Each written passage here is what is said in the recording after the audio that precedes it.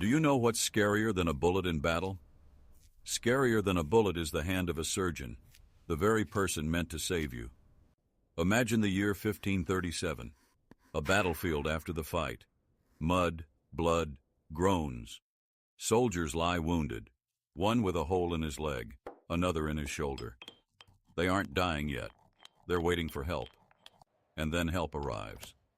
A cauldron boils over a fire, filled with elderberry oil mixed with something else caustic, hot as hellfire. Nearby stand barber surgeons, ladles in hand. They scoop up this boiling concoction and pour it directly into the wounds, into the raw, torn flesh. Why? All the learned texts declared gunpowder a poison that contaminated the body, a poison that needed to be burned out immediately. And so they did, searing away flesh, nerves, and anything still living. The screams of the wounded were swallowed by the hiss of burning flesh, the stench of scorched skin mingling with the smell of blood. This was medicine. This was salvation. It was what their fathers taught, and their fathers before them. It was believed to be the only correct way. Among these executioners in blood-stained aprons was a very young man, Ambroise Paré, barely 20 years old. He wasn't yet the renowned surgeon he would become. He was merely an assistant, a boy tasked with carrying ladles and restraining screaming soldiers. Day after day, he witnessed strong men writhing from this treatment, their eyes bulging, begging for death rather than such salvation. He did as he was told, scooped, poured, and listened to the cries. But something inside him had already fractured. This wasn't an anomaly, it was the norm. You see, that was an era steeped in the scent of iron, sweat, and fear, a time of ceaseless warfare. Kings, dukes, and barons constantly vied for land, faith, and wealth. On the battlefields, a new terror emerged, the arquebus, a firearm that spat lead and smoke. Its bullets could tear through the finest knight's armor like rotten cloth, shattering bones and ripping muscles. Yet, what was considered most terrifying then wasn't the physical damage. The true terror was gunpowder, a black, caustic, diabolical powder. Everyone was convinced it was pure poison. They believed that if even a speck of soot remained in a wound, it meant certain gangrene, a slow rotting from within, as the poison spread through the blood. This wasn't mere folk superstition. It was taught in the most prestigious universities and documented in voluminous Latin medical texts. The greatest minds of the era concurred. Gunpowder's poison had to be burned out, immediately and with fire. So, imagine a field hospital. Not pristine white wards, but a patch of ground soaked with blood, with straw tossed into the mud. Dozens, even hundreds of men lie there. You might have been a hero, the first to scale a fortress wall, but one small lead pellet transforms you from a hero into a mere piece of meat awaiting your turn at the cauldron. And you don't pray for salvation. You pray to lose consciousness before they begin to pour. And they would begin.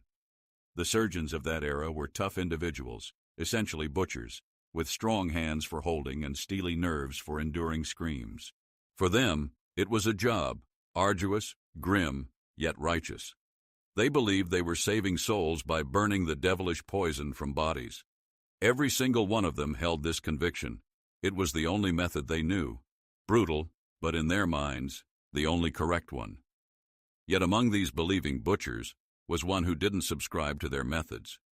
It wasn't that he argued or doubted the established texts. He simply felt something was wrong. This young man, Ambroise Paré, was no scholar. The son of a barber, he was a simple village boy, adept at handling a razor and bloodletting. War was his university, and writhing, pain-stricken soldiers were his professors. His primary lesson was clear. The supposed cure was often more agonizing and deadly than the wound itself. Day after day, he performed his duties, handing red-hot forceps, holding ladles, presenting basins. But he observed. He absorbed. He witnessed those treated with boiling oil suffer weeks of fever, their wounds swelling, blackening, and festering. Conversely, some of those they couldn't save, whose wounds were merely bandaged with a dirty rag and left to die in a corner, quietly survived, without screams. This defied all logic and contradicted everything he had been taught, yet his eyes could not deny what they saw. Then came the Battle of Turin in 1537. The slaughter was horrific, and the wounded arrived in a relentless, endless stream. The cauldron boiled without cease, the air thick with the stench of burnt flesh. Paré rushed from one patient to another, barely keeping pace, his hands elbow-deep in blood, a constant wail filling his ears. Suddenly, amidst this hell, the senior surgeon shouted to him, "Oil! There's no more oil!" It was gone. The primary medicine, the sole salvation from gunpowder poison, was depleted. What now? Leave them to rot alive? The older surgeon simply shrugged. Well, it's not their fate then. We'll pray for their souls. But Paré saw the faces of these young men, so full of hope, unaware that their chance at salvation had vanished. He couldn't bring himself to simply walk away. He frantically searched the camp. He had nothing. Yet, in the field medicine chest, he found a small amount of turpentine, rose oil, and an egg yolk, trivial ingredients for poultices, not proper medicine. But there was nothing else. At his own risk, he mixed them all in a bowl, creating a cool, soothing ointment. He approached the first wounded man, who braced himself, eyes squeezed shut, expecting fire. Instead, Paré gently applied the ointment to his wound. He repeated this for another, then a third, without screams or sizzling. He simply applied bandages and continued his work. That night, he didn't sleep. He paced among the rows of wounded, cursing himself. What have I done? The poison remains in their bodies. I didn't burn it out. By morning they'll all be dead, or worse, writhing in gangrene. It will be my fault. I killed them with my mercy. He awaited dawn as if it were a death sentence. As the sun barely touched the tent tops on a cold, damp dawn, Paré rose, his legs numb. He went not to his own patients, but first to those who had received the correct treatment, those for whom there had been enough boiling oil. He needed to see what salvation looked like to grasp the full horror of his supposed error. He pulled back the tent flap. Inside hung a heavy, sweetish smell of decay. Men thrashed on the straw, their faces gray with fever, eyes clouded and inflamed. They weren't sleeping. They were delirious, groaning through clenched teeth. Their wounds, oh God, their wounds. The edges were black, charred, and the surrounding skin was swollen with crimson blisters. Thick, yellow pus oozed from beneath the bandages. This was not healing. It was a battle. The body's war against its own burned flesh. This was salvation, agonizing, putrid, and almost indistinguishable from death.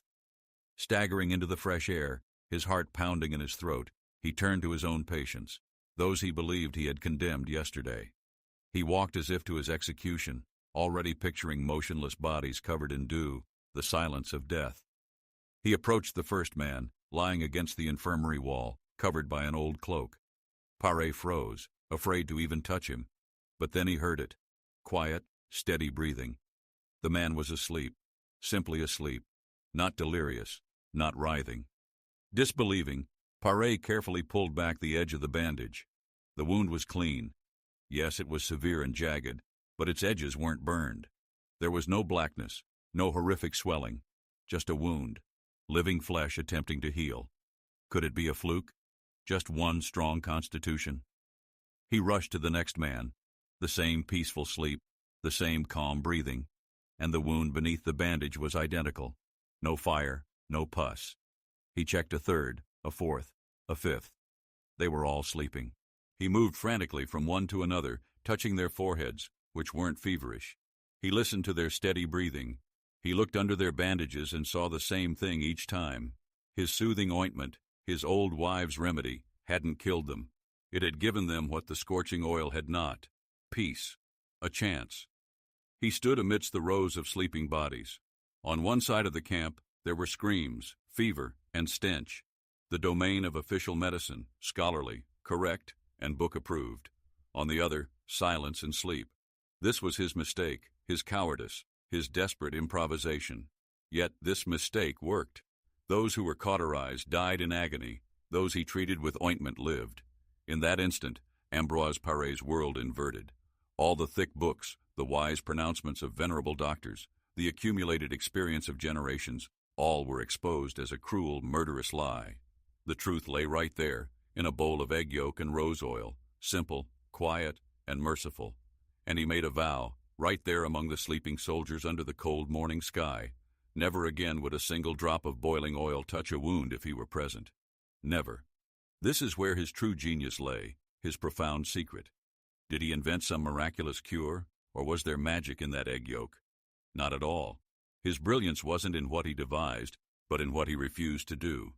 He was the first to grasp that the primary poison killing soldiers wasn't gunpowder, it was the medicine itself, the boiling oil. Do you understand? All medical practice of that era was based on a single premise. Filth had entered the wound, and this filth had to be aggressively burned out with pain, eradicated with fire and iron. But Paré, observing his sleeping patients, realized the opposite. The body isn't foolish. It knows how to heal itself, how to fight. The crucial thing was not to interfere, but simply to clean the wound, soothe the pain, and allow it peace. His ointment, that simple concoction, performed nothing supernatural. The turpentine offered mild antiseptic properties, the rose oil soothed the skin, and the yolk softened it. Essentially, it merely created a barrier, protecting the raw, open flesh from air, dirt, and flies. That was all. The rest, the body did on its own, quietly and without screams, while the soldier slept. Paré didn't make a medical discovery. He made a philosophical one. He ceased to be an executioner of the wound and became its protector. This, if you will, was his superpower, not nimble hands, but his keen observation. All other surgeons looked at a wound and saw an enemy to be destroyed. But Paré looked and saw simply damage, like a broken branch on a tree. You don't burn a broken branch, do you? You carefully bind it, seal the cut to prevent sap leakage and insect infestation, and then you wait. The tree heals itself. It was the same principle here. He simply took the foundational step, the first and most crucial. He stopped mutilating. Everyone else sought how best to treat, but he found the answer in how to stop killing. This changed everything. The surgeon, once a butcher searing out evil, transformed into a gardener tending to a wounded sprout of life. He didn't fight nature. He began to assist it, discovering this was the shortest path to salvation. His primary instrument wasn't a scalpel or forceps, but observation. He trusted his own eyes more than centuries of treatises. But it's one thing to grasp this truth in the quiet of a field hospital, and quite another to declare it aloud in Paris, directly to the faces of gray-bearded professors. Yet he did. He returned from the war not merely as a barber, but as a man who had witnessed the truth, and he could not remain silent. He began to speak, and then to write. And this, in their eyes, was his primary error. Not that he treated patients differently, but that he dared to publicize it. And he didn't write in the dead, scholarly Latin understood only by the esteemed doctors in their robes. No, he wrote a book in plain, living French, the language of soldiers, market women, and artisans. His aim was for every field barber, every comrade from the mud and blood of battle, to read and comprehend, to understand that for years they had been burned alive in the name of a lie, and that another path existed. Can you imagine the outrage this provoked? It was akin to entering a temple and declaring God an impostor. They immediately assailed him, everyone, the entire official medical establishment, that cast of gray-haired, self-important, puffed-up figures from the Parisian College of Surgeons of St. Cosmas. These weren't mere doctors. They were a guild, a mafia. They dictated who could practice medicine, who couldn't, and they wrote the rules. They held a monopoly on truth, speaking in Latin to ensure no common mortal could decipher their secrets. And then came this Paré, a country bumpkin, a barber who just yesterday was squeezing pimples and letting blood. He hadn't studied in their universities and barely knew Latin. How dare this boor write books? How dare he presume to teach them, the esteemed professors, how to practice? How dare he declare that all their voluminous treatises, all their Galen and Avicenna, were utter nonsense, that they were not healers, but executioners? They howled in outrage, declaring war on him, not on a battlefield, but a vile paper war. They penned denunciations, ridiculed him in their scholarly works, and branded him a charlatan, an ignoramus, a lucky amateur who had stumbled upon some old wives' remedy and now fancied himself a savior. They shrieked that his soothing ointment was a poison worse than gunpowder, that he was killing people with his mercy. They demanded the king ban his books, burn them in the public square, and strip Paré of the right to even hold a razor. What infuriated them wasn't that he was wrong, but that he might be right, right without their permission, right without a diploma or knowledge of ancient texts. He simply observed and understood, while they, having spent their lives reading books, had become blind. His discovery was a personal affront. His book, written in plain language, a direct challenge. They weren't protecting soldiers' health. They were safeguarding their power, their monopoly on knowledge, their cozy world where only they were intelligent and everyone else was a brute to be burned for their own good. They were prepared to tear apart anyone who dared to dismantle that world, and they tore at him with teeth, claws, and ink. Complaints flooded the palace, and lampoons branding Paré a butcher, an ignoramus, and a murderer were plastered on the Sorbonne's walls. Professors penned entire volumes arguing that his methods led only to the grave. They were loud and convincing in their robes and wigs, and they almost won. Almost. But then fate, which delights in such ironies, presented them with a challenge, not on paper, but in real life.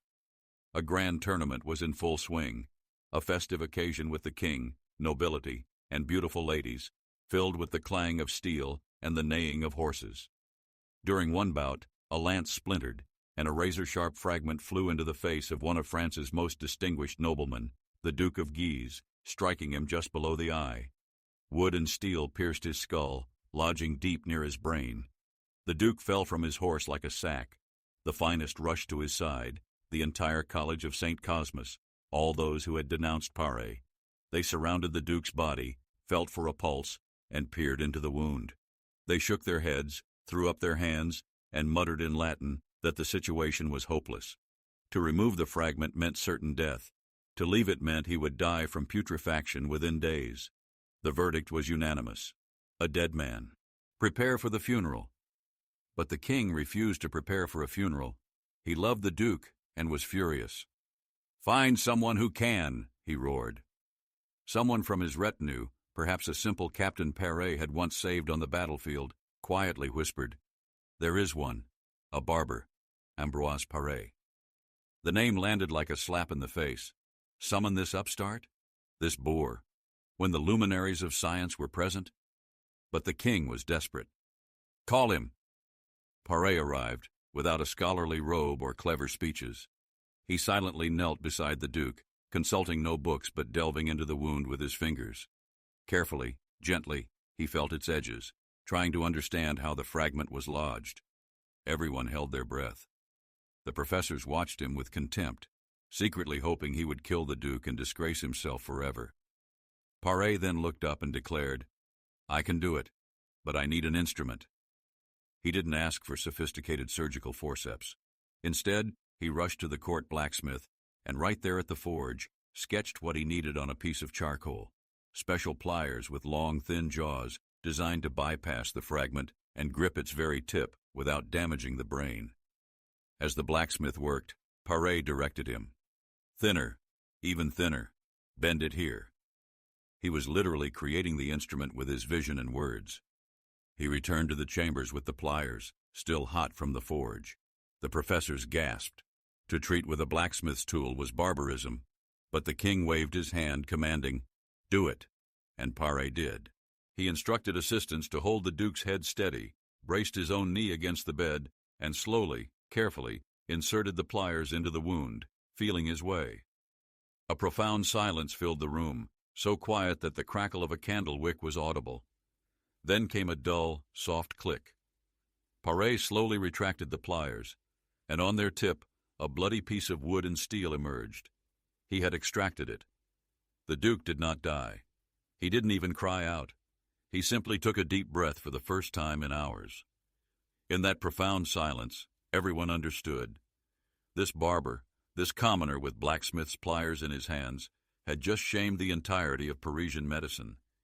He had accomplished what they had deemed impossible without Latin or citations from Galen, simply because his hands and mind worked better. They could no longer call him a charlatan, for the Duke of Guise was alive, an argument that was utterly irrefutable. This irrefutable proof reached the ears of kings. 4 French monarchs, one after another, appointed him their personal surgeon. With the crown's backing, the old professors were silenced. They could hiss in their offices, curse him in their Latin texts, but they could do nothing more. The village barber had become the kingdom's chief physician, and he began to change the world. Just consider, this is how things were before him, and how they changed afterward. Before Paré, a bullet wound was a death sentence. You were either burned alive with boiling oil or left to fester. After him, the wounded were cleaned, treated with a soothing ointment, bandaged, and given a chance. But that wasn't all. Something even more horrific than the oil existed: amputation. If a bullet shattered a bone, a leg or arm was simply sawn off with an ordinary saw, without any anesthesia, of course. The true horror began afterward. To staunch the bleeding, a massive knife or axe was heated red-hot over a fire and used to cauterize the fresh cut, living flesh, bones, and nerves. Again, that smell of burnt flesh and a blood-curdling scream. Many died instantly from the sheer agony of shock. What did Paré do? He looked at this hell and declared, "Enough." He would saw off the shattered limb, and then he would take a thin needle and silk thread. Carefully, vessel by vessel, he would simply tie off the arteries. A small knot, then another and another. The blood stopped, without fire, without wild screams, without burnt flesh. Before him, it was a red-hot axe. After him, a needle and thread. He didn't stop there. He looked at the soldiers he had saved, armless, legless. Yes, they were alive, but who would want them? Cripples, a burden. So, he began to innovate. He drew designs for artificial arms made of iron and leather, with springs allowing fingers to bend. He engineered legs with movable knee and ankle joints. He didn't just save them from death on the operating table, he endeavored to restore them to life afterward. From an executioner who stripped a soldier of his last hope, the surgeon, thanks to Paré, for the first time became a giver of hope. He lived a long life, 80 years, nearly all of them spent amidst war. He served 4 kings, Henry II, Francis II, Charles IX, and Henry III. Kings came and went, but Paré remained, patching up their generals, their soldiers, and even their enemies. Thousands of people he brought back from the brink of death. All this time, people puzzled over his secret. Was it in the egg yolk, the silk thread, the clever blacksmith's pliers? They believed he possessed some hidden formula, searching for it in his books and words. But there was no secret. Or rather, it was laughably simple.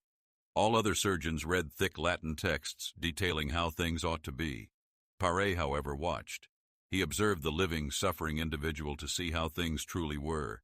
He trusted not the written word, but the wound, not authority, but the patient's breath.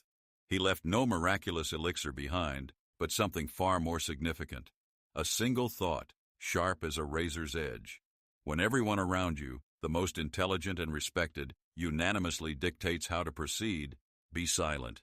Don't take their word for it. Simply open your eyes and see for yourself.